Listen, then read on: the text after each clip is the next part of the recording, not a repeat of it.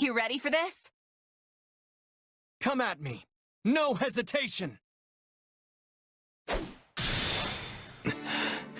You actually managed to dodge that.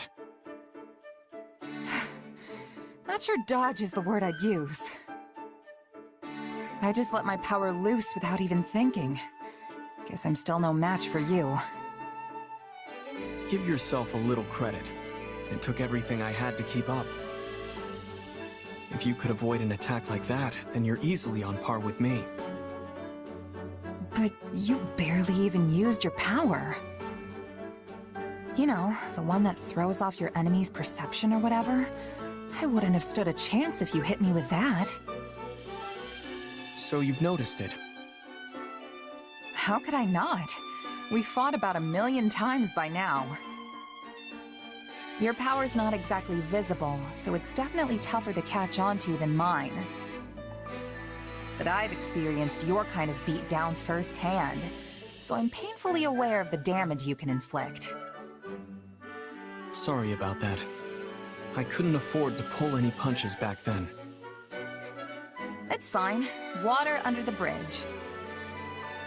So, have you had your power for long? Where'd you learn it? I was kind of wondering if I could pick it up myself. I only became aware of it when I was fighting hard against you. But I don't think it's something a person can learn.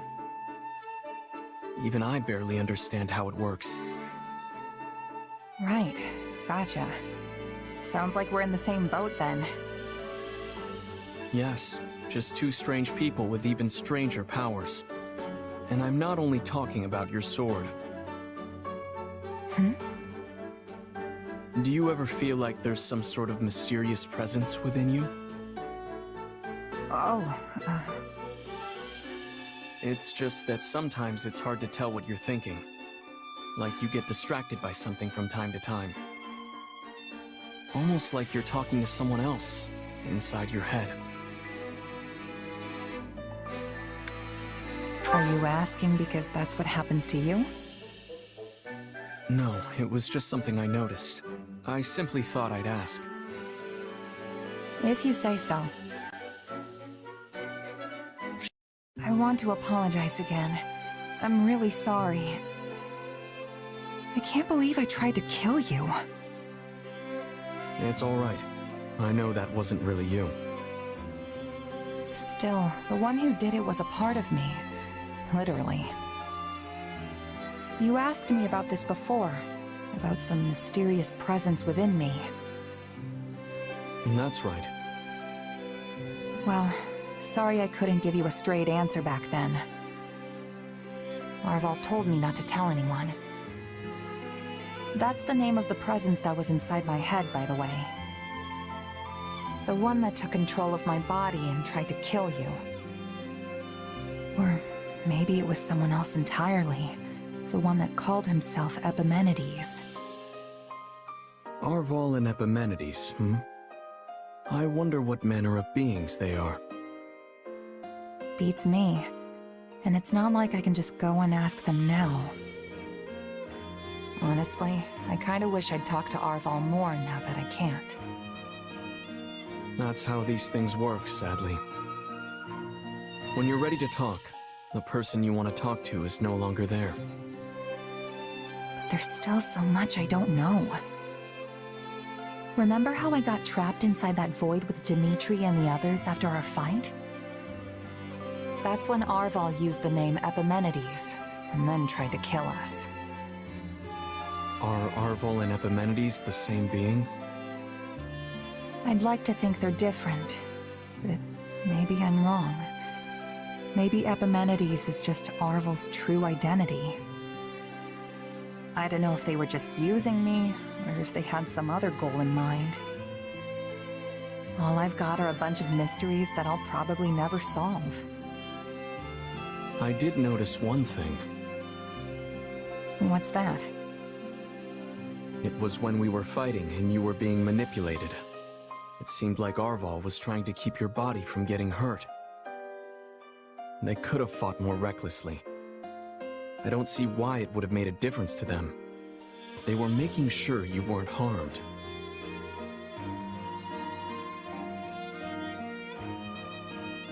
seriously. Arval was protecting me? It's just a feeling I got. But yes, I think that could have been the case. I guess Arval's the only one who knows the truth. Or as the Seros folks say, only the goddess knows, right? But hey, thanks for telling me that. Really. It does make me feel better. I've got no choice now but to keep moving forward. Live out the destiny the two of us once shared. Funny, I came here to apologize, but you ended up cheering me up instead. I'll catch you later, okay? Only the goddess knows. Well, the goddess may have been the one telling you that.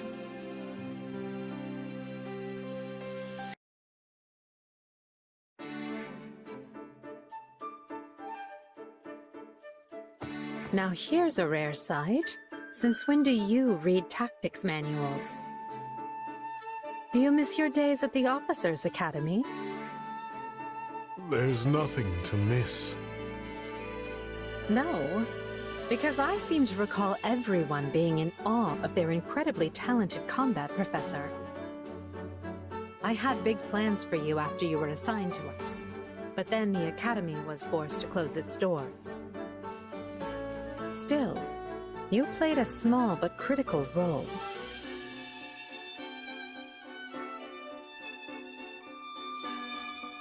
Still not one for conversation, I see. Even so, I feel I understand you and your thoughts more now than when we first met.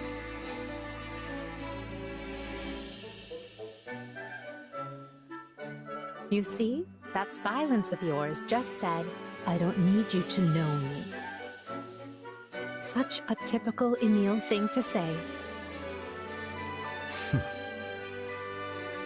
Don't call me that. Why?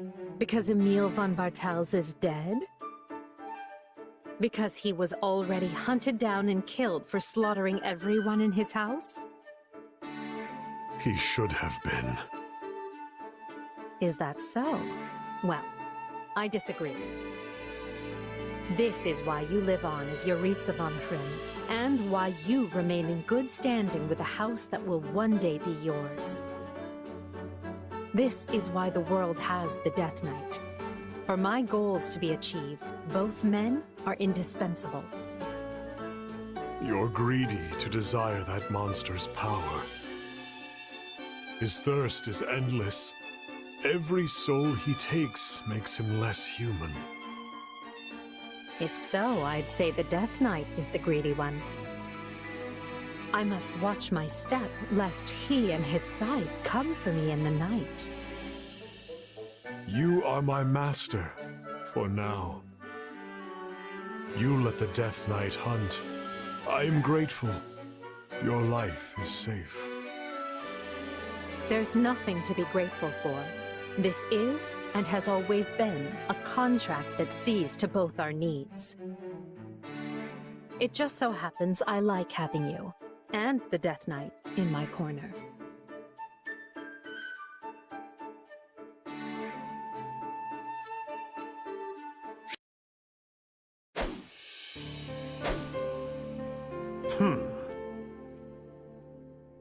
Bored, are we?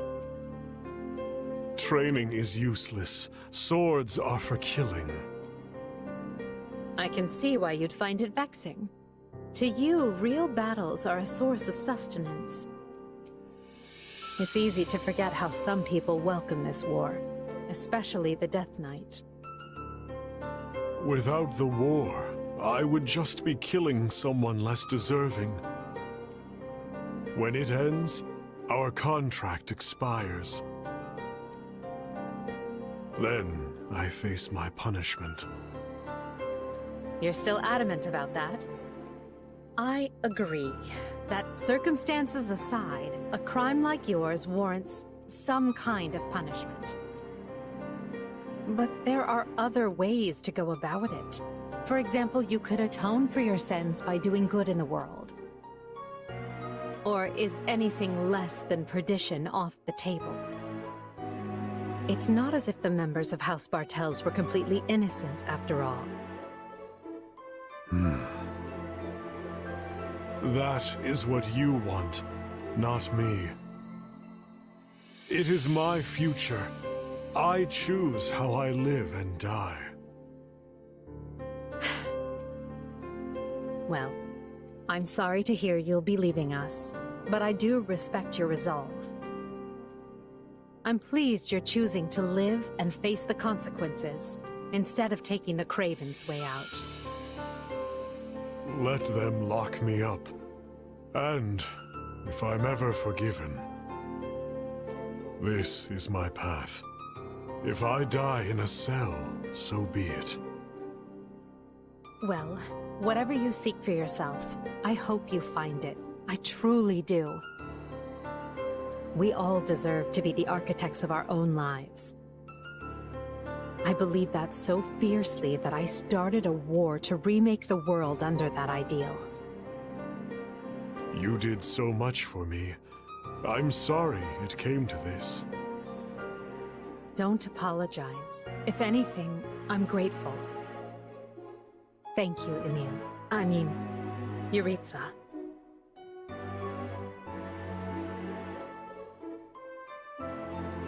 Ah, so I won't get scolded for saying the wrong name? That's a step forward. Whatever you and I expect from tomorrow, we have to keep fighting for it. Are you with me? I am. Never thought we'd get the chance to fight side by side again. It was a total surprise, to be honest. But I'm actually pretty happy with how things shook out. I know.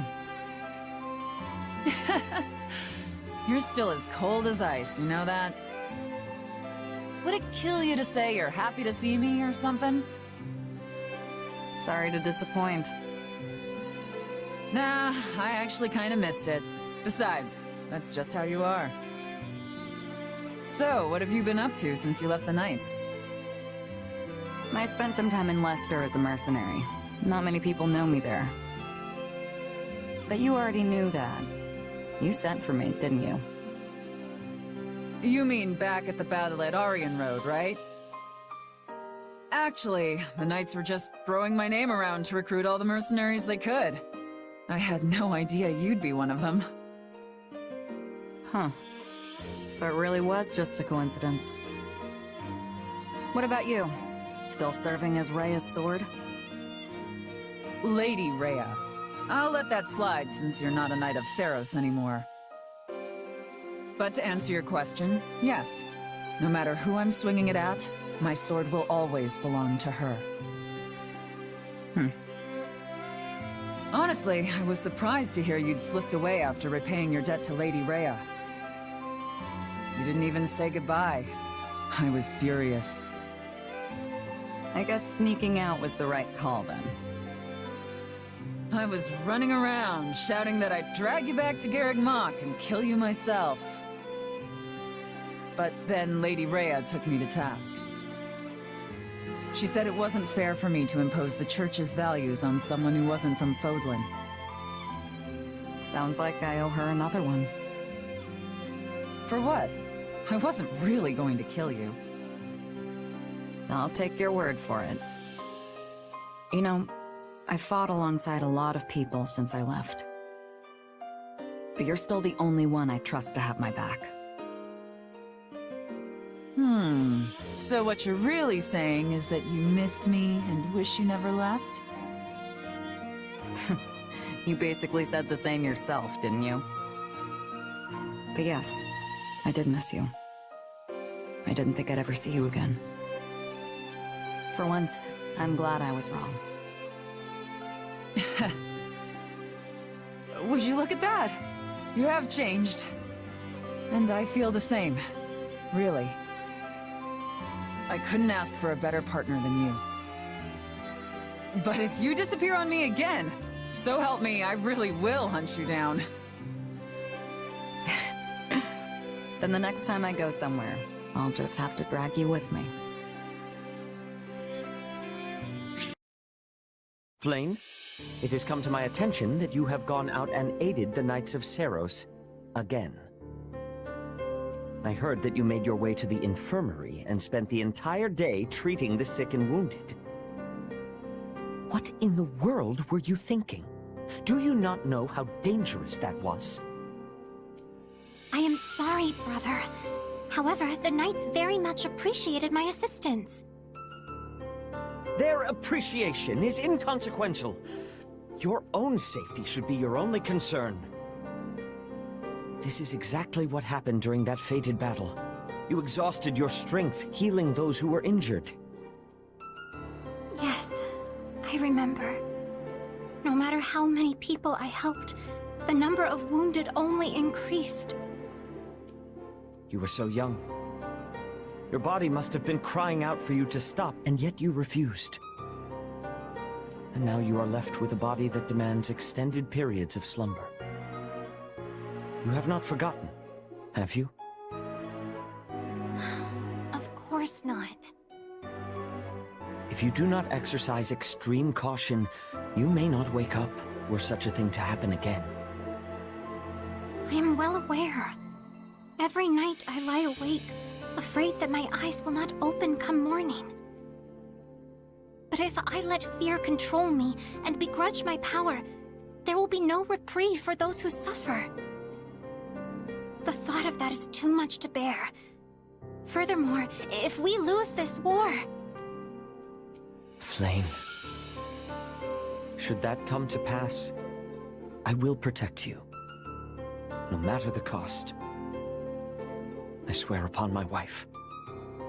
Your mother. Father, I have been wondering something.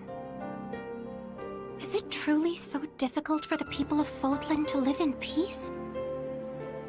The world would be a much happier place if everyone could live in harmony with each other. I know. I feel the same. But so do the majority of those risking their lives in this war. That is why I believe a peaceful future awaits us, beyond this dreadful conflict. That is the reason I fight. And so you do not have to. Father... If I lost you, I would lose the very meaning of my life. And so we will always be together. Come now, Father. Please try to understand that I cannot stay with you forever. I will grow up eventually, though I do promise to refrain from any unnecessary recklessness. And until that day comes, I will always be with you. Besides which, I am certain Mother would be cross with me if I left you all alone. I understand. Thank you, Flayn.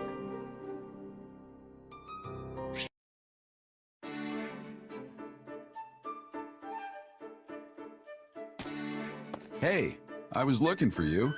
Didn't think I'd find you down by the river. That's an awful lot of blood on your cloak. I thought soaking it in the water would help get it out. I don't know. That fight went on for a while. And blood doesn't come out so easily, even if you start washing it right away. If you ask me, it's more trouble than it's worth. You have another one, right? I do, but I'd still like to use this one if I can. Something wrong? Hmm? Oh, sorry. It's just, you reminded me of Citri, of your mother, back when we first met. How so? There was this one time when she was trying really hard to get some stains out of a handkerchief. She had your same quiet composure and everything, and when I asked her if she had another one, you know what she told me? She just turned and said, if I could still use this one, I'd rather not throw it away. Well, that's not exactly the same. Maybe not, but I still see so much of her in you. When I was first getting to know her, I never saw her laugh or cry. Just like someone else I could mention. You know, you never really used to talk about her. But you've been doing it a lot lately. Why is that? Oh, I don't know. Maybe I'm feeling a little regret for dragging you into the mercenary life. You've never had a place to call home, and you don't have any friends your age. And it's been one bloody battle after another since this war broke out.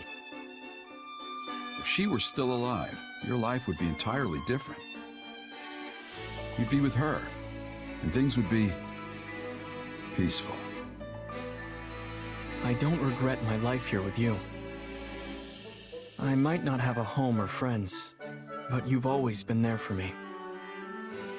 Living by the sword suits me just fine, and I've had no shortage of allies. So... You're right. There's no cause for regrets. You really are just like her, though. You know that?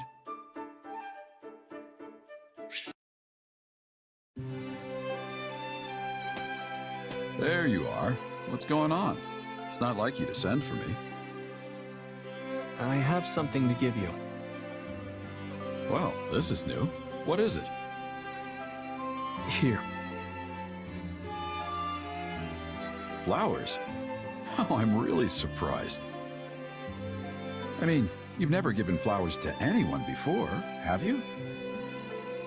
I had to ask some of our allies for advice. Because I wasn't sure the best way to communicate my feelings. What do you mean? I'm really thankful that you're my captain, but also that you're my father. I've never really told you that, so I wanted to make sure you knew.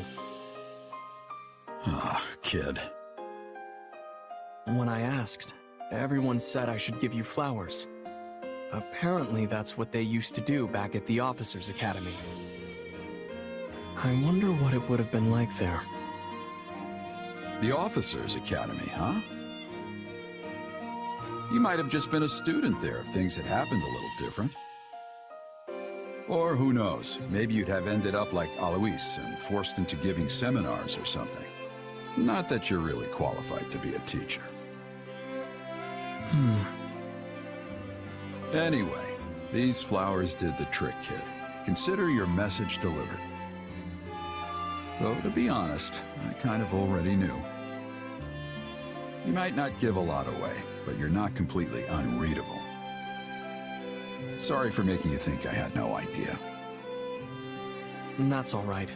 I'm just glad you know. By the way, why'd you choose this kind of flower? Did someone suggest them? No, I picked them out myself. I thought they were nice to look at. Calming, in a way. You even like the same flowers as your mother. Can you inherit that kind of thing? I used to give these to Citri all the time. I'd pull them out from behind my back, and her whole face would light up like the brightest torch you'd ever seen. Maybe this is how she felt whenever she got them. I'll keep that in mind for next time. I want to see how this mercenary life of ours is going to play out, together. Those feelings are never going to change. And I'll do what I must to make sure you know that. Huh. Thanks, kid.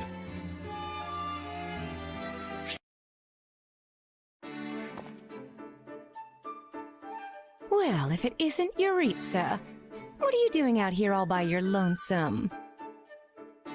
Come to think of it, you were always at the training grounds when we were at the Officers' Academy, too. It was quiet there. You don't say. Personally, I prefer somewhere I can kick back with a nice drink. Speaking of which, we should get one together sometime. I'm sure Hanneman would spare a moment to join us. I don't drink.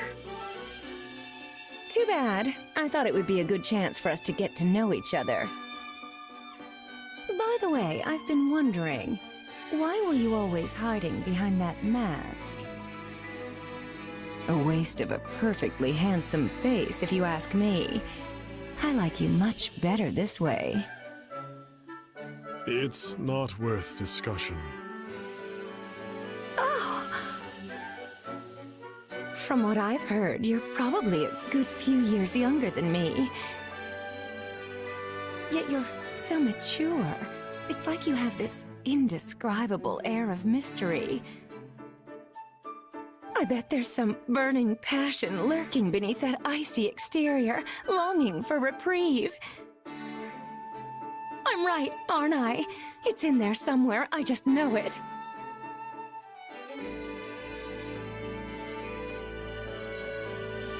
Say, let's grab some drinks tonight and do nothing with them, because you don't like to drink. I know. Why don't we go out dancing instead?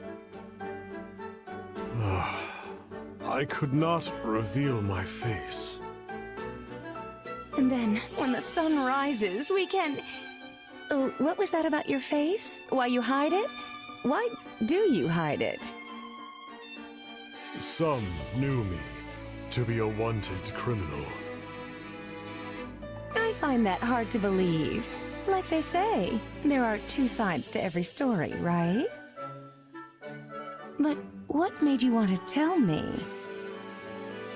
A moment ago, you blew me off with that broody, none-of-your-business routine. You would have kept talking if I didn't. Oh. Did I say something strange? Sorry, I wasn't trying to tease. I just think you're cute when you're flustered.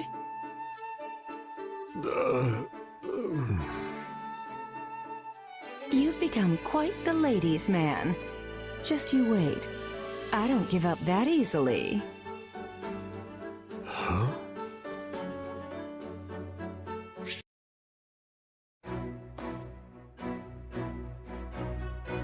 Oh, is that? If I didn't know any better, I'd say you're getting along great with the soldiers now. Maybe it's because they can finally see your face.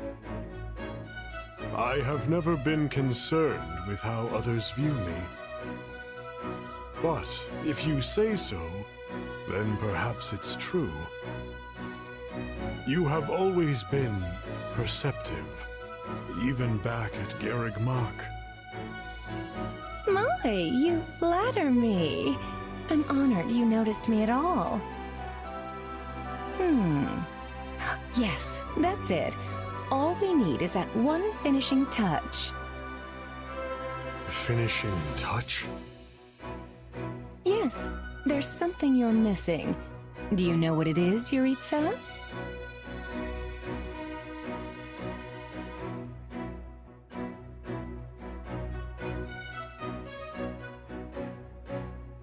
Too bad, time's up. The answer is... a smile. Yes, nothing makes people feel safer than a nice set of pearly whites. Don't get me wrong, your cool demeanor has a certain charm. But if you smile like I do, people will be naturally drawn to you. It would also make it easier to talk to your peers and subordinates.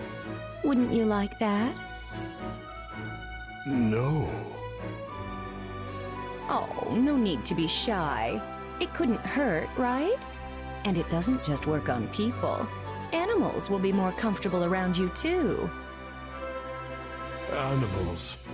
Like cats. Of course! Cats, dogs, even fish. They'll all flock to you in droves.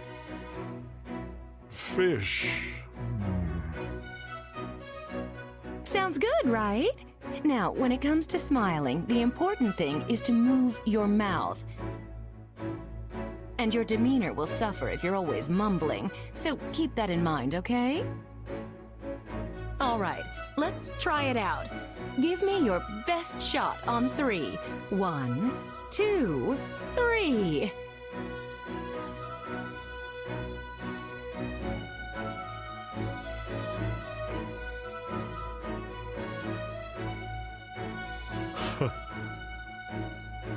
It seems being a teacher was your calling.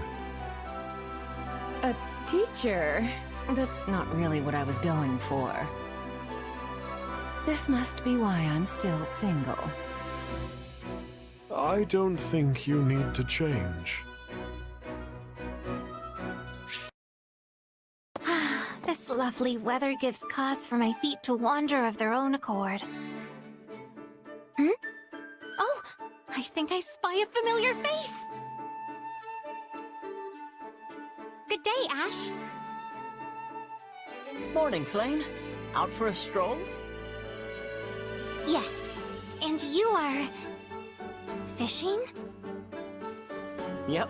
The army's a bit short on provisions, so I was thinking I could help add to the pile. What a simply splendid idea! Can I take a look at your catch? Oh, help yourself. I've been out here since before dawn, so there's quite a few fish already. Goodness, you're right! You must be a talented angler indeed. Oh, thanks, Flayn. And yeah, not to brag or anything, but I'm pretty confident in my abilities with the old fishing pole. My brother used to take me fishing in a nearby river when I was little. So he taught you all you know? Oh, I must admit I'm ever so jealous. I used to go fishing with my mother long ago, but I haven't done it in years at this point. And if I even think about getting close to a river now, my brother swoops down to give me an earful. I'm sure he's just concerned. I'd be scared to let my younger siblings fish all by themselves, too. Do you want to give it a go now? Really? Why not? I mean, I'll be right here to make sure you don't fall in or anything. Thank you very much, Ashe. I'm going to catch a big one.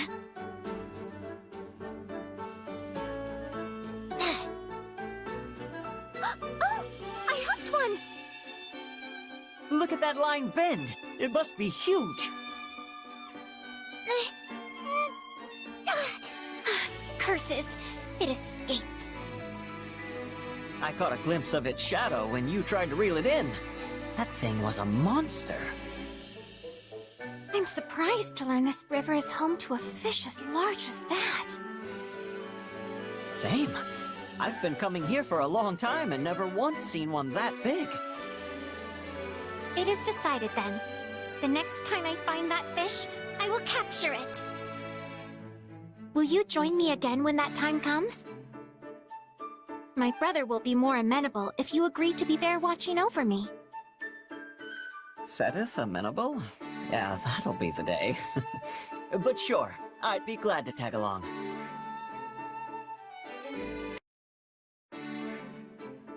Oh, this one is really pulling the line.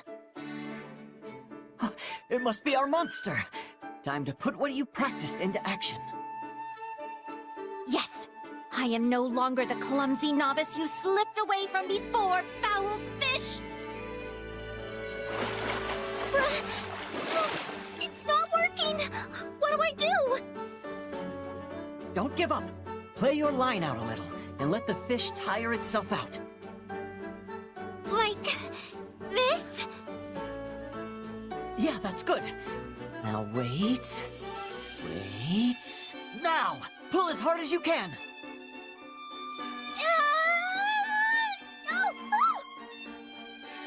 Flayn, look out! We did it, Ashe! Oh, I can scarce believe I managed to capture the beast. Yeah, that was close. I thought the fish was going to catch you there for a second. Yes, I might have gotten a bit carried away there. Had you not grabbed my arm when you did, I might be swimming in the river myself. I'm glad I could help. Seriously glad. And hey, I'm amazed you managed to hang on to the pole through all that. I told myself I would not let go, no matter what. Hold on there, Flayn. You have to let go sometimes. None of this is worth putting yourself in danger over. I think I'm starting to see why Seteth doesn't let you go fishing. Still, you never would have caught that fish without that fierce determination of yours. Mother taught me to always see tasks through to the very end. But even she never fished up anything so large as this. And though she is no longer around, I would like to think she would be very proud of me. So that's why you're so interested in fishing. Well, I think this was great, and I'm sure your mother would be proud. Goodness, you do know how to compliment a lady.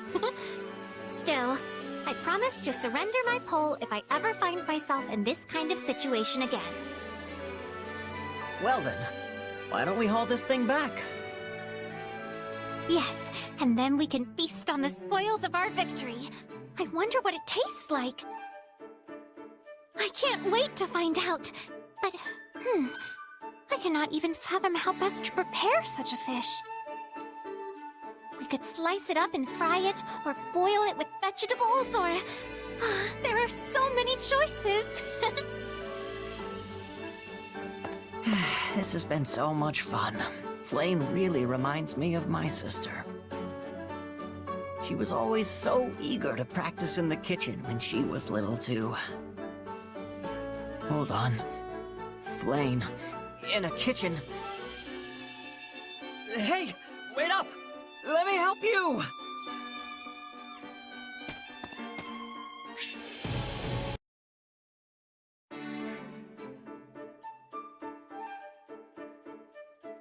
Oh, it's Shammy.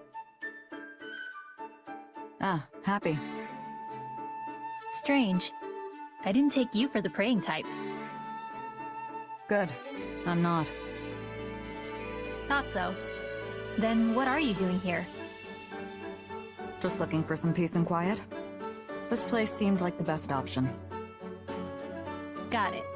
Should I leave you be then? You're fine. I've had enough silence anyway. You don't strike me as the praying type either. What brings you here? Same reason as you, I guess. I just wanted some more quiet. But I don't mind if you're here, Shammy. Alright. Mind if I ask you something then? You just did. Kidding. Go for it. It just occurred to me, but you used to live in Abyss, right? Under Garreg Mach? Did you ever see a pagan altar or statue down there? Ah, you mean that big hunk of metal with the giant wings? Yeah, it's pretty hard to miss. Hold on, you know about Abyss? Did you go down there when you were a knight? No, before that. Have you heard of the Dagda and Brigid War? After my side lost to the Empire, I was stranded in Fodlan. Somehow I wound up in Abyss. Soon after I started living there, I ran into trouble with someone from the church. Fortunately, Rhea noticed me, and I got hired by the Knights of Seiros. Let me guess. You got into it with Elfie, didn't you? Elfie. The name sounds familiar, but I'm not sure. Interesting. Anyway, sorry. I kind of interrupted you there. Don't worry about it. So, that pagan statue, it's actually of a Dagdan deity. No kidding. You're from Dagda, right? Yes. I think it was the god of fate. I always wondered how it ended up there. No clue. It's probably been there forever. You know, I remember there was this one foreigner who prayed to it all the time. Like, really prayed. She must have been from Dagda too. Most likely. It will have to remain a mystery for now. Thanks, Hapi. Is there anything you want to ask me? What? Really? Let's see.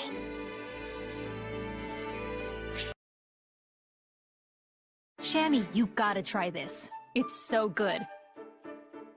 What is it? A pastry? Yep.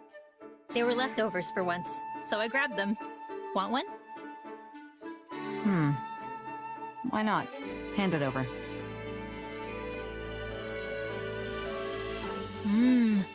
Pretty good, right? Not bad. It's nice to finally find a knight I can just hang out with. Well, former knight. You never cared much for the Knights of Seiros, did you? Nope. It's not like I hate them or anything, but there are just a lot of bad memories. All they do is push people around and make excuses. The same could be said of anyone who's devoted to serving Rhea and the goddess. Yeah. Except for maybe Al. Though, I guess he isn't a knight anymore either. Al? You mean Alois? That's because he has a heart of gold. Even so, the Knights had so many rules and regulations. It was a pain. Not that I followed them, but still. That sounds about right. No one tells Shammy how to live her life. Honestly, I can relate. That's why I ran away from my village when I was a kid. I didn't want to be tied down by their way of thinking, you know? I thought freedom was waiting for me out there. A great big world where I could go anywhere and do anything. It's out there if you know where to look. True enough. All kinds of people are definitely doing all sorts of things. But the harsh reality is, no matter where you go, there's no such thing as true freedom. You can say that again. I wish someone would have told me that when I was a kid. What's it like in Dagda? Pretty similar to Fodlan? For the most part. It felt freer, in a way. But at the same time, more people doing whatever they want means more conflicts. So it's a double-edged sword. Free also means free to fight, huh? I guess. It definitely seemed that way. Maybe too much freedom can be a bad thing. If you're interested, we could visit Dagda someday. I could interpret for you. I don't know. It depends on how things turn out in Fodlan. If living here gets rough, I'd probably consider it. Then I guess you have the rest of the war to figure it out. I can help keep you alive on the battlefield, but it's up to you to survive. Uh-oh. That sounded like a pretty knightly thing to say if you ask me. Indeed. I will reflect upon my words.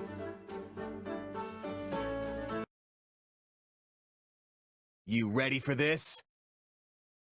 Come at me! No hesitation! You actually managed to dodge that. Not sure dodge is the word I'd use. I just let my power loose without even thinking. Guess I'm still no match for you. Give yourself a little credit. It took everything I had to keep up. If you could avoid an attack like that, then you're easily on par with me. But you barely even used your power. You know, the one that throws off your enemy's perception or whatever? I wouldn't have stood a chance if you hit me with that. So you've noticed it. How could I not? We've fought about 1,000,000 times by now. Your power's not exactly visible, so it's definitely tougher to catch on to than mine.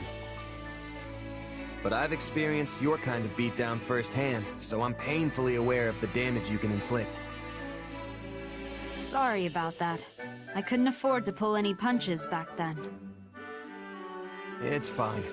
Water under the bridge. So, have you had your power for long? Where'd you learn it? I was kinda wondering if I could pick it up myself. I only became aware of it when I was fighting hard against you. But I don't think it's something a person can learn. Even I barely understand how it works. Right, gotcha. Sounds like we're in the same boat then. Yes, just two strange people with even stranger powers. And I'm not only talking about your sword. Do you ever feel like there's some sort of mysterious presence within you? Oh, It's just that sometimes it's hard to tell what you're thinking. Like you get distracted by something from time to time. Almost like you're talking to someone else. Inside your head. are you asking because that's what happens to you? No, it was just something I noticed. I simply thought I'd ask. If you say so. I want to apologize again. I'm really sorry. Can't believe I tried to kill you. It's all right. I know that wasn't really you. Still, the one who did it was a part of me. Literally. You asked me about this before. About some mysterious presence within me? That's right. Well, sorry I couldn't give you a straight answer back then. Arval told me not to tell anyone. That's the name of the presence that was inside my head, by the way.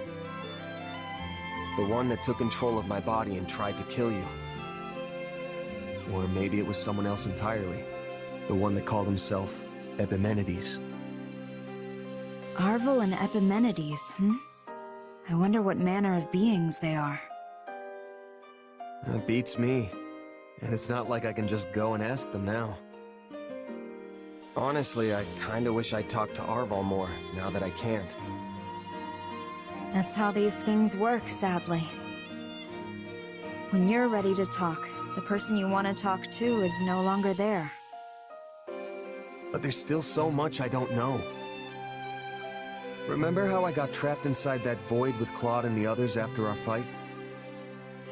That's when Arval used the name Epimenides, and then tried to kill us. Are Arval and Epimenides the same being? I'd like to think they're different, but maybe I'm wrong. Maybe Epimenides is just Arval's true identity.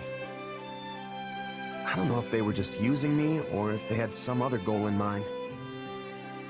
All I've got are a bunch of mysteries that I'll probably never solve. I did notice one thing. What's that? It was when we were fighting and you were being manipulated. It seemed like Arval was trying to keep your body from getting hurt. They could have fought more recklessly.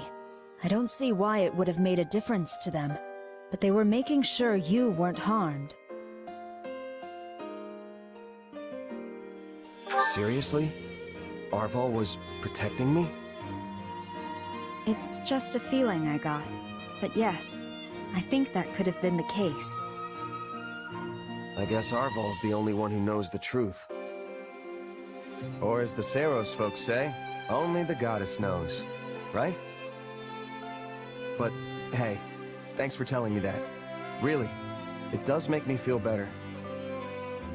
I've got no choice now but to keep moving forward, live out the destiny the two of us once shared. Funny, I came here to apologize, but you ended up cheering me up instead. Catch you later, okay? Only the goddess knows, Well, the goddess may have been the one telling you that.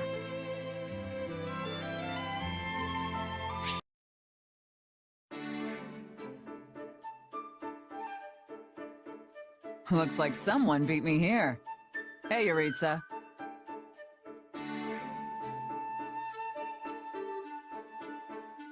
You do know we're allies now, right? You could at least say hello. I suppose. Talkative as ever, I see. I take it you're here to train? Yes. You don't say. Well, this is as good an opportunity as any. Let's say you and I have ourselves a little duel. I've been itching to cross swords with you since we were at Garreg Mach. We never had a chance to cut loose and really fight, did we? They say the way someone wields their blade can tell you who they really are. So come on, show me. Very well. Draw your sword.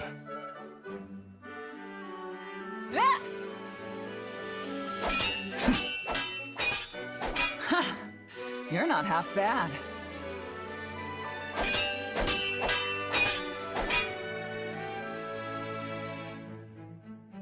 What?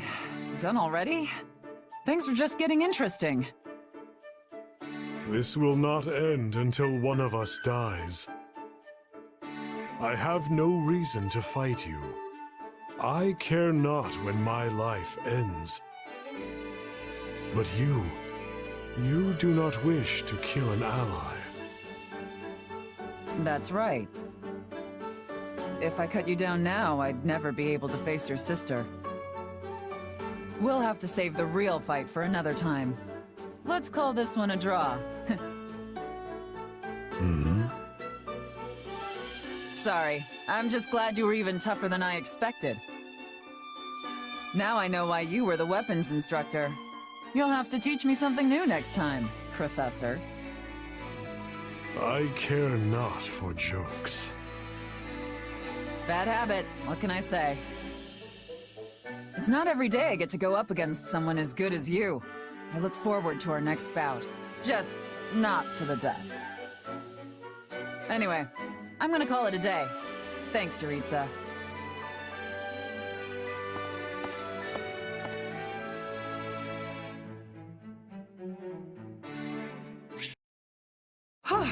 Your form's great today. Thanks for sparring with me, Jeritza.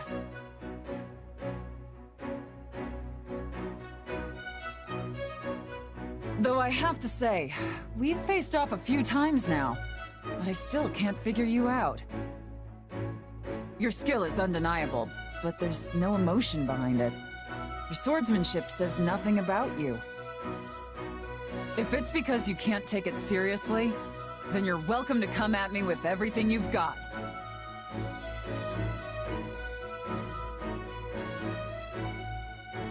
Why are you staring at me like that? Don't tell me I offended you. Very well. Entertain me with your blade.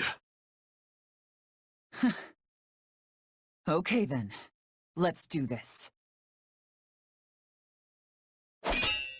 I knew there was another side of you. More. I need more. Satisfy my thirst for blood. Give me a break. Stop.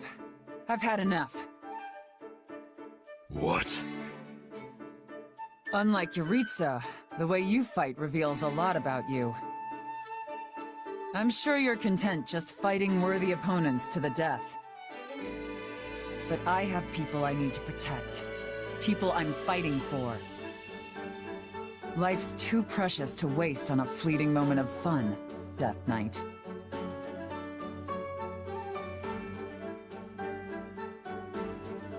That's why I can't be the one to kill you, like you so desperately desire. But hey, Fodlan's a big place. There's gotta be someone out there who'll give you what you want. They might even be closer than you think.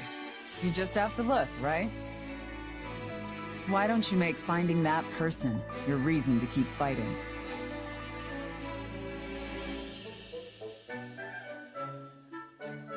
All that said, I'm still a warrior. Nothing gets my blood pumping like facing a tough opponent. So while I can't help you put an end to your life, I'd be more than happy to help you live it. Until our next duel, Professor. See you around.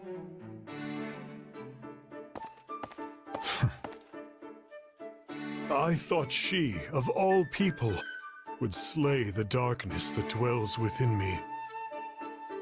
What a merciless woman. Dorothea! Dorothea! Hello, Flayn. What's got you in such a frenzy? Is it true that you were a diva in Enbar? And that you were praised as having a mystical voice? I hope I'm more than just my voice, but that's all essentially true, yes. Then I would beg a boon of you. Would you give me a singing lesson? Of course. But where is this coming from? Well, you see, sometimes the soldiers all break out into song. And when they do, I always find myself wanting to join in. Their voices hold such grand aplomb. But the only songs I know are dreadfully old. So, I had hoped that you might instruct me as to the popular songs of modern soldiers. Is that so? Well, I'd be more than happy to help. In recent years, a new musical style has come into fashion. One involving challenging songs with many overlapping parts.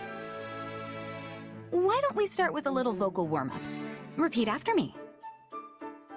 Certainly, Professor Dorothea. Do, re, mi, fa, sol, la, ti, do. Do, re, mi, fa, sol, la, ti, do. My, I feel as if I have become quite good at singing. The power of song is certainly remarkable. It is as if I have been revitalized from the very core of my being. I agree. Songs can be very empowering indeed. In fact, I recently heard an old tale about how a song once ended a war. Truly? I have never heard this tale. Would you mind regaling me with it? Sadly, I don't know much more beyond that. I'll do some digging, but the person I heard it from wasn't too familiar with the story. Try not to get your hopes up, okay? Oh, I see. Perhaps my brother might. Oh, it is nothing. Since you will be looking into it, I shall do a bit of digging as well. If I learn anything, I will be certain to tell you. Dorothea! I have it! You have what? I have learned more about the story you mentioned the other day. The one regarding the song that ended a war. That's incredible. How did you manage it? I've been asking around myself, but I haven't learned a thing. I actually asked my brother. Or, to be more specific, I just so happened to stumble across it in one of his books. I see. And what did it say? It is the story of a woman who ended a war with a song. This took place a short while after the Empire emerged victorious from the War of Heroes. The brother of an imperial noble started a conflict regarding the succession of their territory. It was a minor struggle at first, but gradually the other neighboring lords became caught up as well. It became quite the event. One thing spiraled into another, and soon they were on the cusp of a war that threatened to splinter the very empire itself. Nobles are always like that, no matter the era. At the time, one woman was very worried about the state of affairs. A childhood friend of the two brothers on opposite sides of the struggle. Oh, now that's a development right out of the storybooks. She made her way to the battlefield, which was on the brink of exploding into violence, stood between the two armies, and began to sing. She filled her every word with the hope that the brothers would not be driven to fight. And it went like this. I remember with fondness days long past with those I love. With warmth in my heart I think of them and sing to the stars up above. Hands once linked now carry swords, filled with rage and bloody, and with their smiles forgotten, they seek the sweet release of death. The sound of her voice in song moved not only the hearts of the two brothers, but of their armies as well. Soon, they all dispersed and returned to their homes.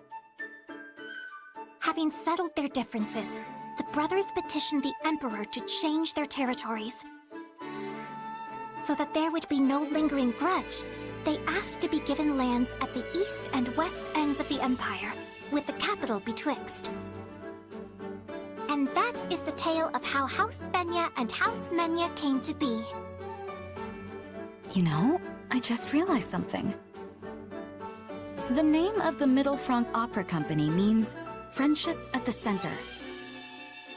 It's taken from a festival of singing and dancing that was held in the capital long ago in the hopes of fostering peace. Maybe the origins of this festival are found in the story you just told me. Do you truly think so? Noble houses divided with the capital between them? Singing and dancing in the center for peace? I don't think it's a coincidence. Now that you say it, I find I must agree. Which would mean that you, Dorothea, diva of the Middle Franc Opera Company, might use your talent to bring about the end of war. That would be quite something were it to come to pass. I wonder. But let's put old tales aside for now and continue our lessons, shall we?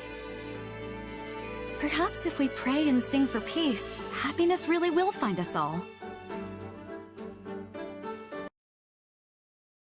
Hey there, Shamir. What's a gal like you doing in a place like this?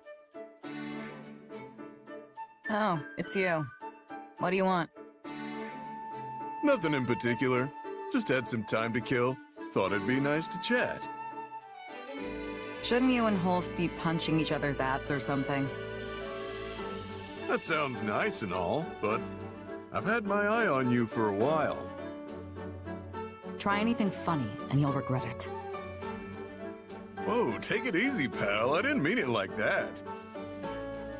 I was just thinking the two of us have got a lot in common, yeah? Nothing comes to mind. Hey now, let's not be too hasty. Take gambling, for instance. I happen to know you like a little game of chance, and I fancy a wager myself every now and again. You can't call it gambling if all you do is lose. Sure, I've probably lost more than I've made, but hey, it's part of the fun, right? Keep telling yourself that. What about booze? From what I understand, you're quite the drinker. But unlike you, I can actually hold my liquor. Hey, that was one time. Nobody drinks Balthus under the table. Not unless I've lost a bet. You must lose often. I've seen you stumbling around here quite a bit. All right, so gambling and booze are out. What about fighting? The battlefield is where we both come alive, yeah? My fighting style is nothing like yours. I can't argue with that. I like to get in real close and crack some skulls, while you prefer to pick off enemies from a safe distance. But even if our methods are different, the end result is the same. It's kill or be killed out there. Huh. So you do see how we're different. Give me some credit, will ya? I might not be the best drinker or gambler, but I am the desirable king of grappling. I can tell you're not looking for your fights to be a bloodbath, unlike yours truly. Because I don't like dying. I prefer to be the one doing the killing. That's why I use a bow. The only one who bleeds is the enemy. Aren't you forgetting something? After gambling and booze, you're supposed to ask me about women. Though I doubt our tastes are similar. Wait, what's that supposed to mean? Hey, Shamir! Where are you going? Huh. Wonder what that was about.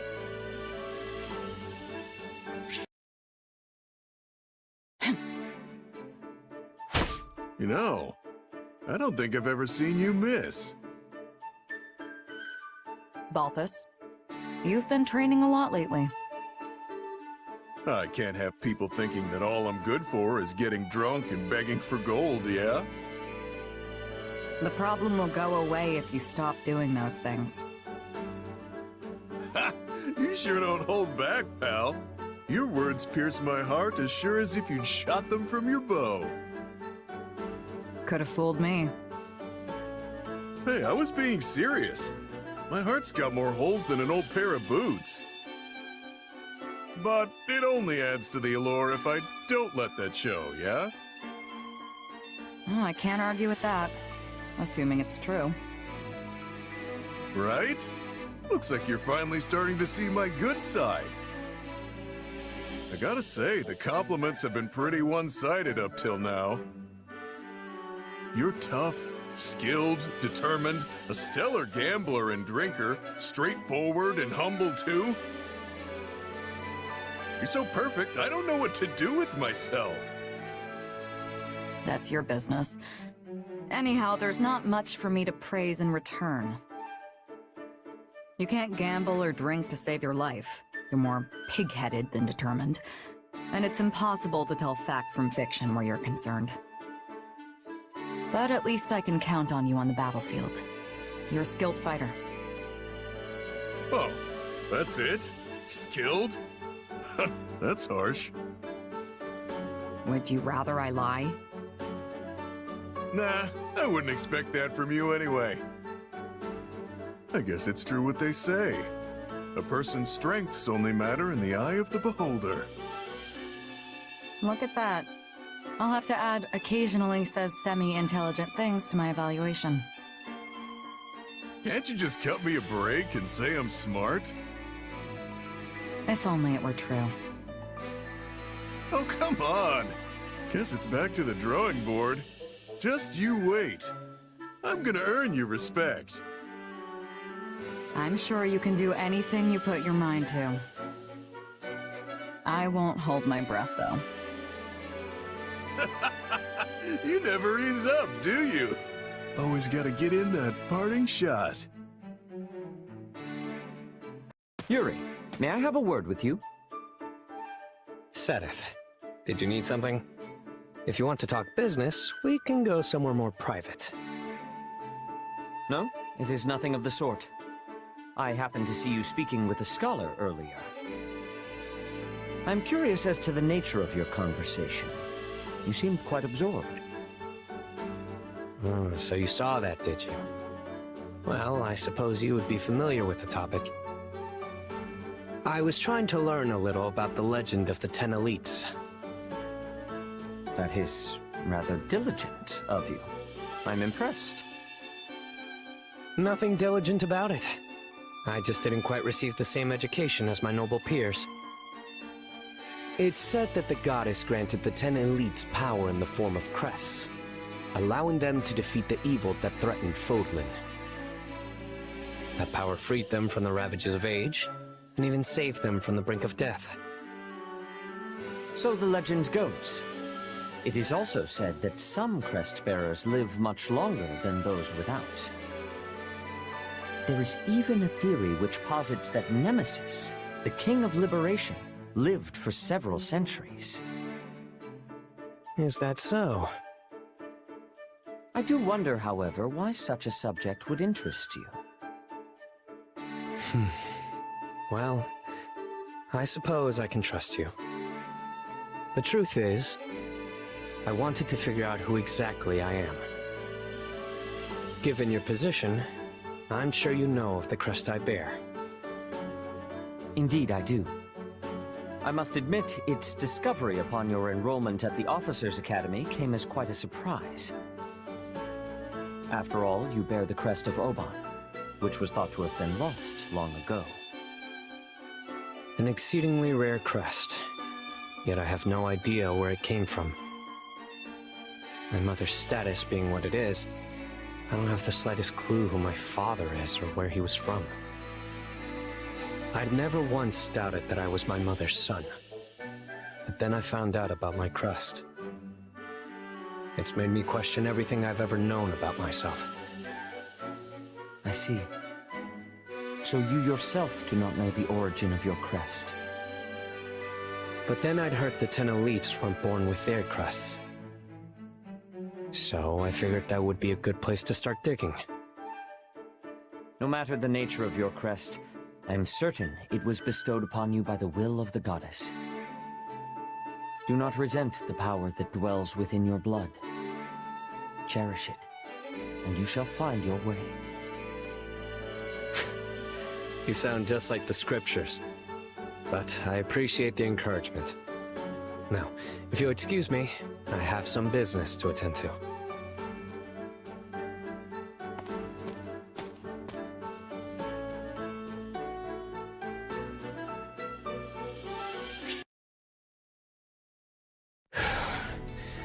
I really thought that was it for me.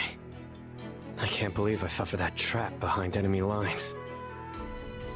It was certainly an uncharacteristic blunder. However, you have returned safely, with your life intact. I can hardly believe it. Part of me keeps wondering if I'm really still alive. I've had my share of brushes with death, but that was definitely the second worst. Oh? What was the first? An illness swept through my village when I was really young. We didn't have access to a doctor, or the money to pay one. Ah, the plague that ravaged Fargus. At the time, the entire kingdom was struggling mightily to contain it, or so I have heard. Its foul clutches claimed even the Queen of Fargus herself. It is incredible that you survived without the aid of a physician. You're telling me? Honestly, if that old man hadn't saved me, I wouldn't be standing here now. This old man you speak of, was he a doctor? No, at least I don't think he was. Just some feeble old stranger my mother came across. He could barely even walk on his own. So we took him in, and made sure he was cared for. And I caught the plague. And of course, there was nothing my mother could do about that. That's when the old man saved me. I have no idea what kind of treatment or medicine he used to do it. Is that so? And where is this elderly gentleman now? Oh, he passed away a long time ago. I told you. This was back when I was a kid. I see.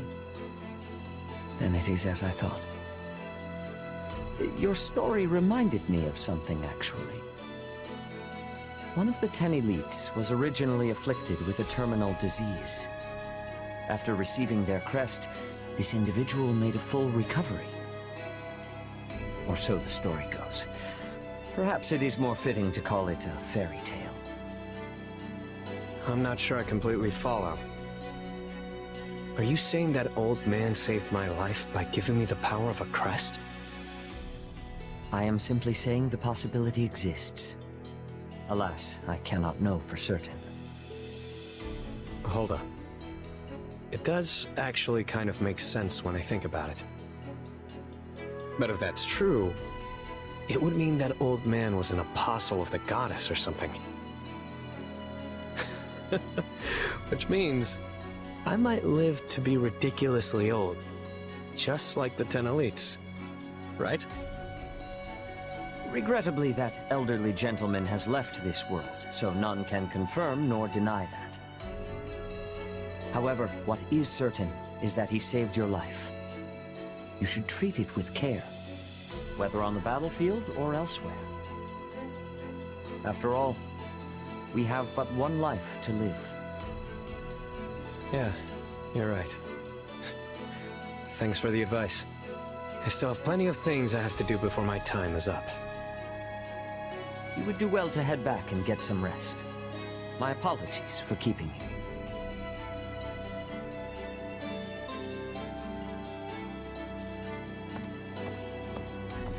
You always cursed the blood that flowed through you. But in the end, it saved that child's life. It brings me great relief to know that you found salvation in your last moments. Oban, my friend. Be at peace.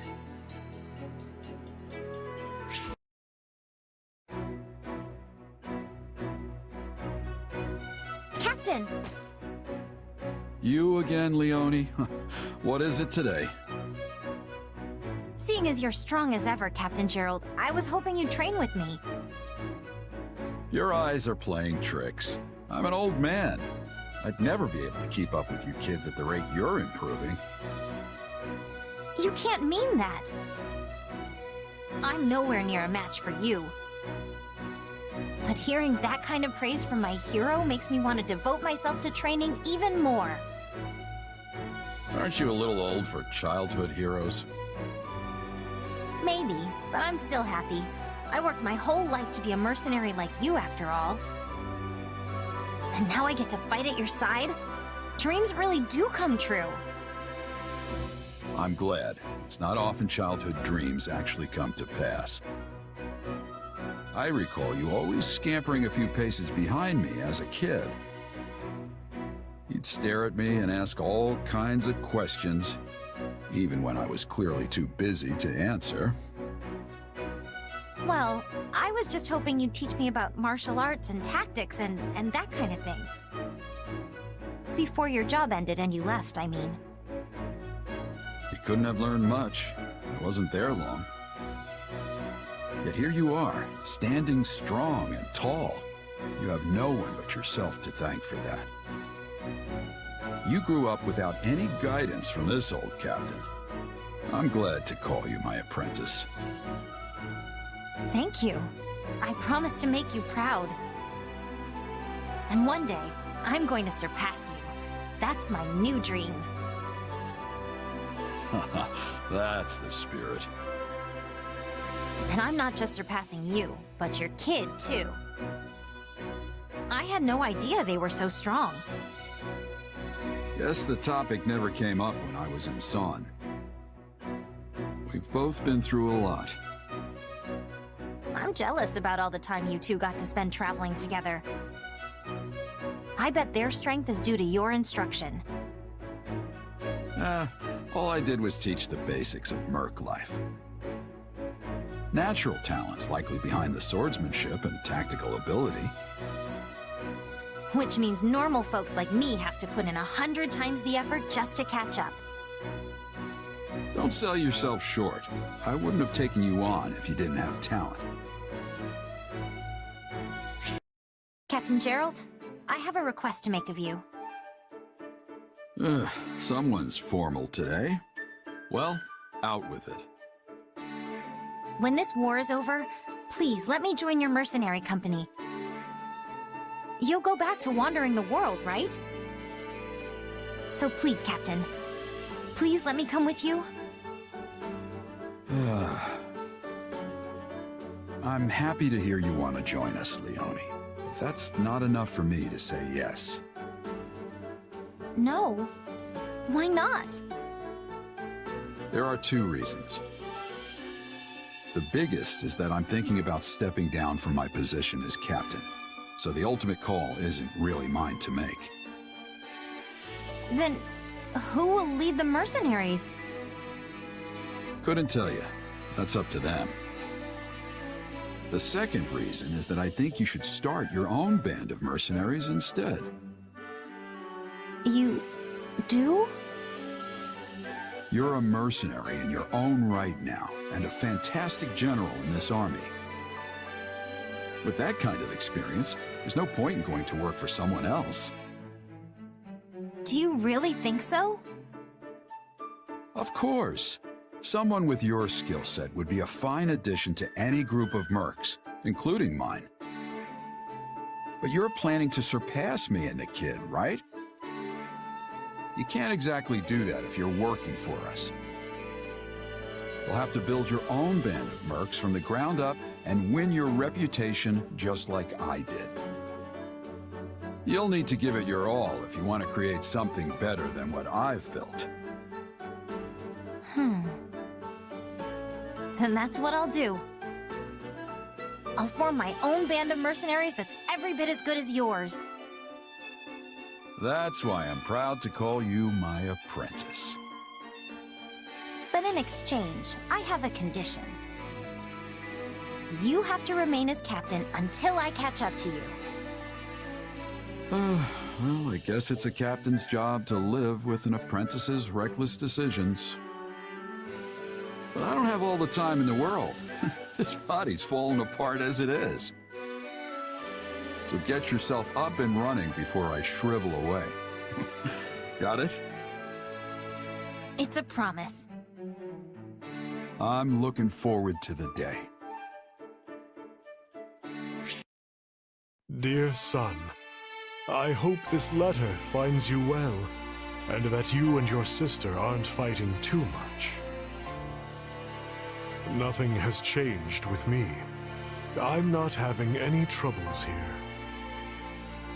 Once this war is over, I hope the three of us can live together again. She seems in good health. Yes. She sent me this letter as soon as I wrote her about being reunited with you.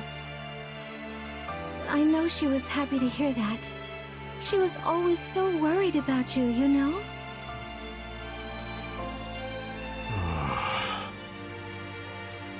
We haven't seen you since we left House Bartels, so please go visit her when you have a chance. As you read, we were thinking that after the war is over, we could perhaps reunite. No. Why not?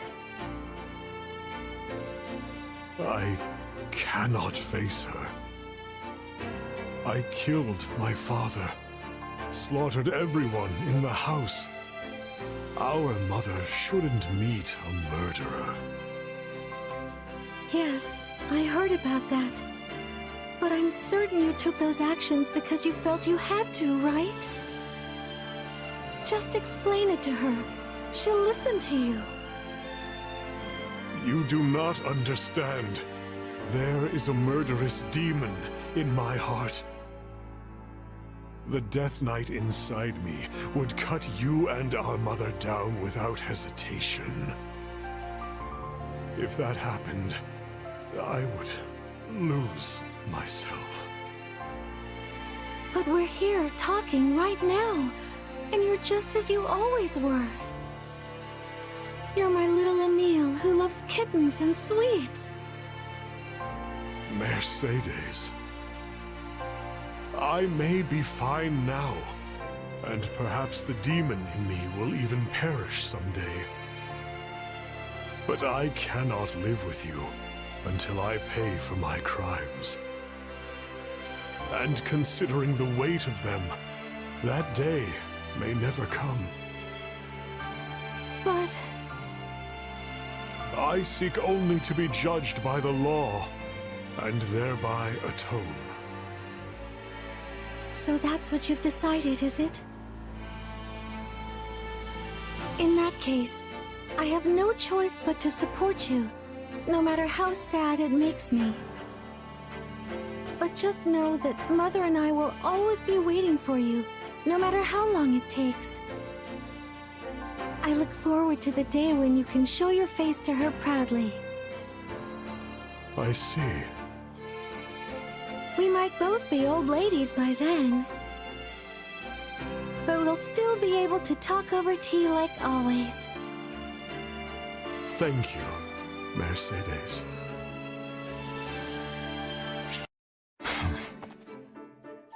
Oh, Dedue.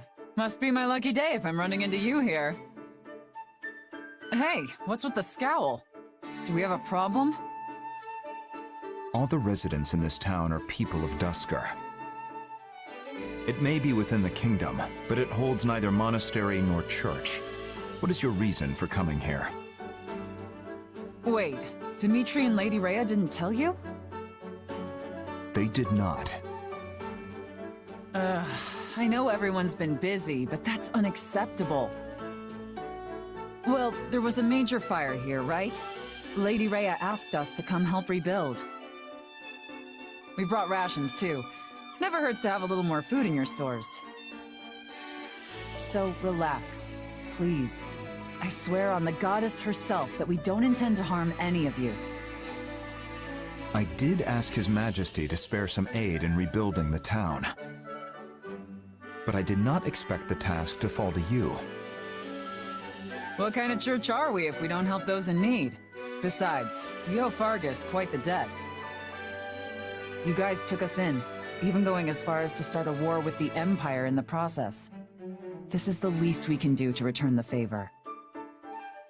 Surely the Knights of Seiros have long since repaid their debts on the battlefield.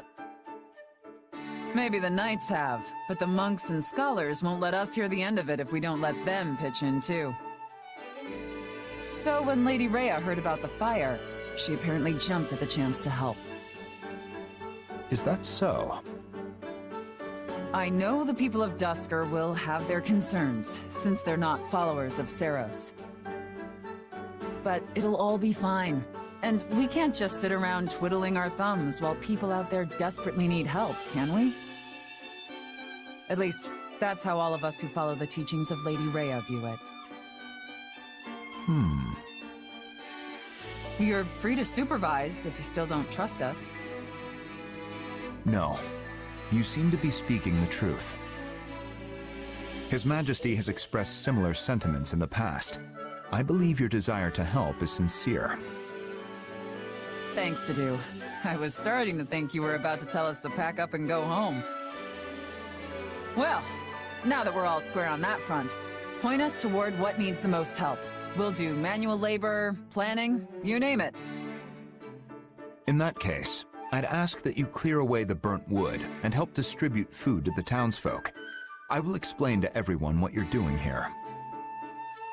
Yes, that's probably for the best. I'm sure they'll be much more willing to listen to you. Anyway, we'd better get to work.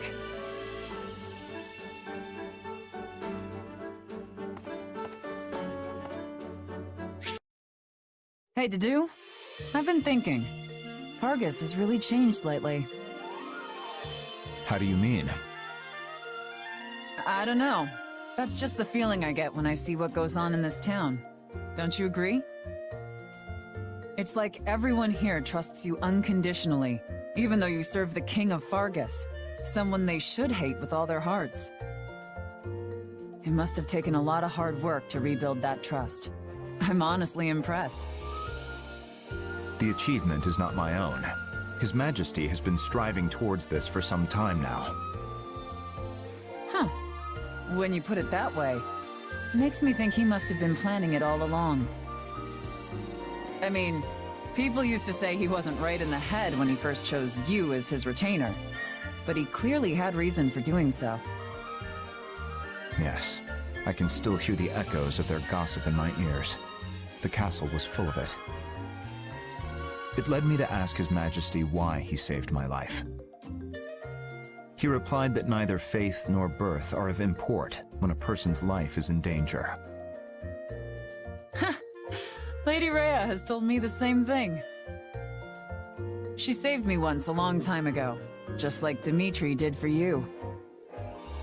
Twice, actually, even though I don't have a religious bone in my body. It's gotta be in their blood to never abandon someone in need. Perhaps His Majesty and the Archbishop aren't as dissimilar as I thought. True. Neither of them seem to let their lofty positions go to their head. They have that in common, too. I'm not sure I follow. Well, despite her role as Archbishop, it's not too uncommon to find Lady Rhea at an orphanage, playing with the children. And Dimitri's the same way, right? I heard he was off teaching some village kids how to fight just the other day. Yes, that is true. Though I prefer he spend his free time at rest instead. Hey, helping people is calming in its own way, right? So if making sure he's well rested is part of your job, I say you let him do that however he sees fit. That's one way of viewing things. I'll think on it. I suppose we probably understand each other better than most, serving such similar leaders. You're suggesting that you and I have much in common as well. Maybe. Either way, it's been a real joy talking to you. We've probably been through a lot of the same ups and downs in life, if I had to guess. In time, I bet we could even become friends. So long as our bosses stay in each other's good graces. Agreed. Though, if they were to part ways. Whoa, no need to go there. I think we both know what would happen if they ever chose to cross swords. We'd kill each other without hesitation. I'm sure we have that in common, too.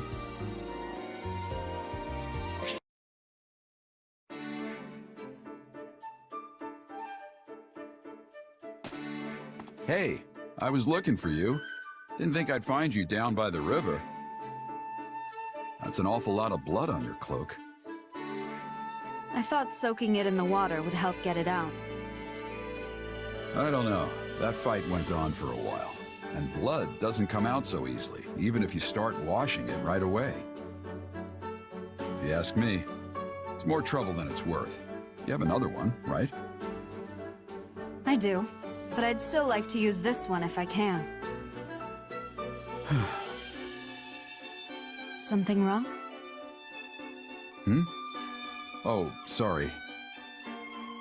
It's just, you reminded me of Citri, of your mother, back when we first met. How so? There was this one time when she was trying really hard to get some stains out of a handkerchief. She had your same quiet composure and everything, and when I asked her if she had another one, you know what she told me? She just turned and said, if I could still use this one, I'd rather not throw it away. Well, that's not exactly the same. Maybe not, but I still see so much of her in you. When I was first getting to know her, I never saw her laugh or cry. Just like someone else I could mention.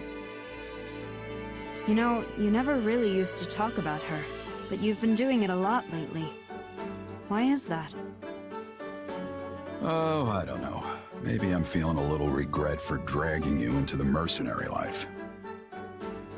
You've never had a place to call home, and you don't have any friends your age. And it's been one bloody battle after another since this war broke out. If she were still alive, your life would be entirely different. You'd be with her, and things would be peaceful. I don't regret my life here with you. I might not have a home or friends, but you've always been there for me. Living by the sword suits me just fine, and I've had no shortage of allies. So... You're right. There's no cause for regrets. You really are just like her, though. You know that?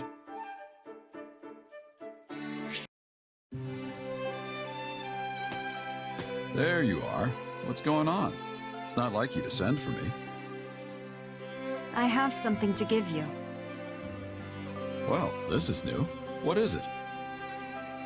Here. Flowers?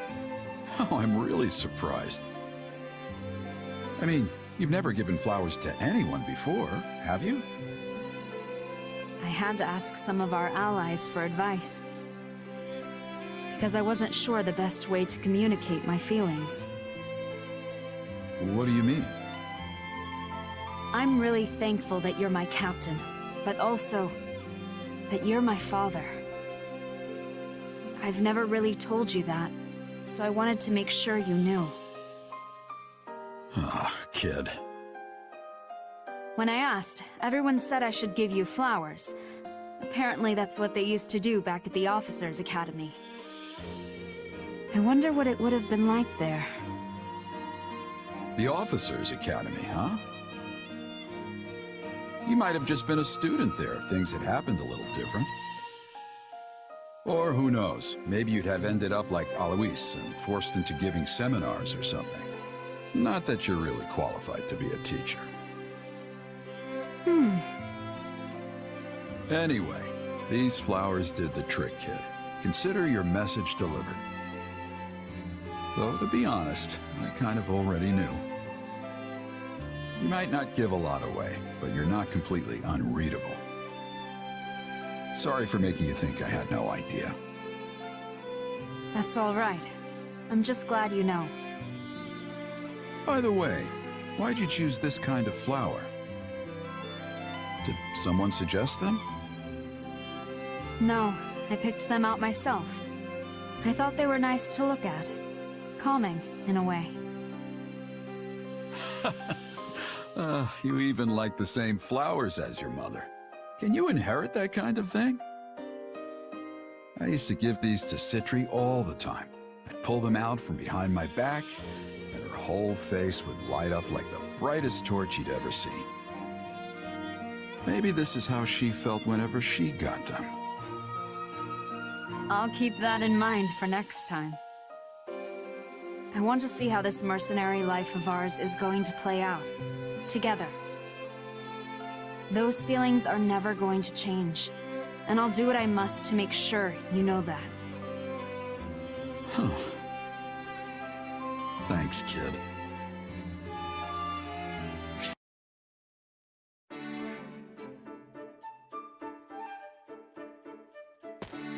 Why, if it isn't Captain Jeralt himself, a very good day to you. Oh my. You okay there? Those strong, broad shoulders, those rugged yet handsome features. I never realized you were such an attractive man. How did I miss it until now? For shame. Get it together, Manuela. I hope you're not wasting time flirting with an old buzzard like me. Don't get me wrong, I'm flattered. But at my age, affairs of the heart are nothing but trouble.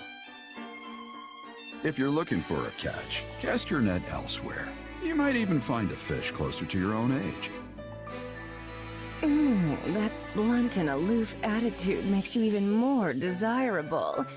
The years have given you a charm that less experienced men lack. You know who I am, yes? Manuela Casagrande? I used to be a diva in the Middle Franc Opera Company, and was known far and wide as the divine songstress. And here you are, the legendary mercenary known as Jeralt the Blade Breaker. Why, we are the sort of duo that could shake Fodlan to its very core. You sang in the Middle Franc Opera Company? I did indeed. Have you ever seen a performance? No. Oh, I see. But you've heard of them, at least. Sure. I actually have a memory associated with that particular troupe. It's just not a happy one. Oh dear. What kind of memory, if you don't mind my asking? It's not really something I want to discuss. Oh, there's no need to be coy. I just want to know more about you. It's a memory of my wife. A long time ago, I promised I'd take her to see an opera in Enbar. But I never had the chance to keep that promise. Ah, I see. I'm so sorry. I didn't mean to dredge up any painful memories. No, it's all right. I'm sorry that my story took the color right out of your pretty face. It was a long time ago, and I hadn't thought about it in an age. So, don't worry yourself, young lady. Oh my! Well, I can't remember the last time someone called me by so wonderful a moniker. Oh, there's that smile again. Compared to my ugly mug, you've got the face of an angel. No reason to waste your time with an old piece of leather like me.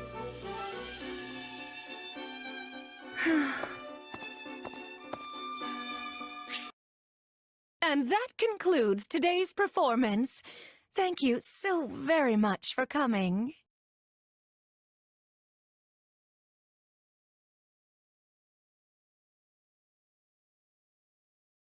That was a great show, Manuela. You really put a smile on this old man's face. Not as extravagant as I would have liked, but I suppose it wasn't so bad, all in all. But why put on an opera just for me? It was actually your kid's idea. Really? But how did... I'm sorry, but after hearing that sad story about your wife, I just couldn't keep it to myself. I see. I didn't mean to spill everything, but you raised quite the listener. Also, I was drunk, so there's that. Honestly, I don't even remember the conversation. I'm just going off what I was told the next day. Wait, you were so drunk you couldn't even remember? Anyway, when I finally stumbled out into the light of day, your kid suggested we show you the opera that your late wife never got the chance to see. Well, I'll be. I know! It was such a noble, touching idea. It actually caught me a bit off guard. But I so wanted to try and fill that hole in your heart, even if only a little. So we turned the opera into a duet and practiced during whatever free time we could carve out. Honestly, thanks for going along with it. I know you've probably got better things to do. I'm sure this opera put the original to shame. I'm grateful, and I'll probably be seeing my wife again soon, so I'll be sure to tell her all about it. You're hardly in a position to judge, seeing as how you never saw the original. And you can stop that morbid talk anytime you like. You sound like a man on his deathbed, and I won't stand for it. You and that wunderkind of yours are going to survive this war and do your wife proud by living long and happy lives. Now promise me. Sorry, but I can't do that. We're at war, and I lead a band of mercenaries. Tomorrow isn't something I'm entitled to. I made my peace with that a long time ago. I admit there are some things out of your control. But I also know you'll do what you must to survive. So when this war is over, I want you to come see me perform again. And I mean on a proper stage with an orchestra. Why, even a tough fellow like yourself won't be able to hold back the tears. And after the show, you must let me try to seduce you again. Otherwise, I'll always be left wondering. Just can't let it go, can you? I told you not to waste your time on this old man. I don't care how old you are, or if you can't forget about your wife. Just promise me. I'll wrap your whole family up in my arms and give them more love than they know what to do with.